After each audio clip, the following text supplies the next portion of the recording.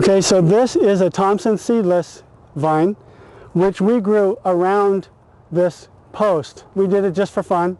Grew around the post, and now it's growing all up and over our arbor, and then it continues. This is the cordon now, or the trunk, and it continues all the way to the end. That's different than the head training that we used on the trellis. Here we're on an arbor, so you can extend your head or create a cordon off of it, and then you can create your canes off of the cordon, maybe every foot apart or so.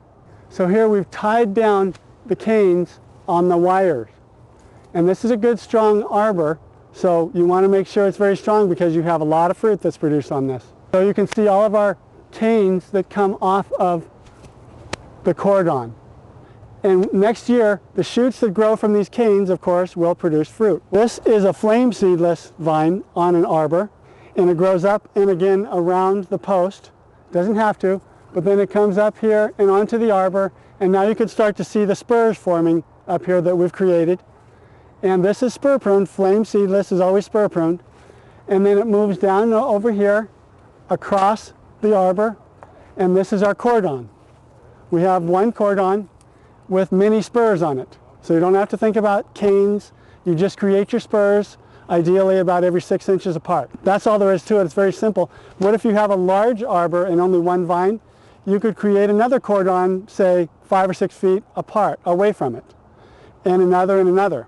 You have to be careful though, if you create too many arms and too many spurs, you'll possibly overcrop the vine, not having enough growth coming from all those spurs that you leave. You kind of have to find a balance between making enough room for a large vine to be able to create not excessive vigor, but enough vigor to where you can ripen the crop.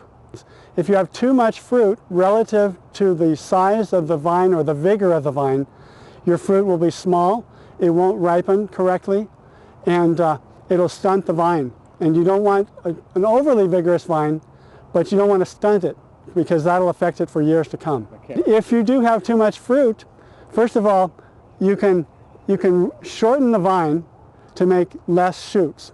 But if you're in a season, you have too much fruit, your vine is stunted, definitely thin the fruit out. In fact, thinning of fruit is something we always do in table grapes and sometimes in wine grapes as well.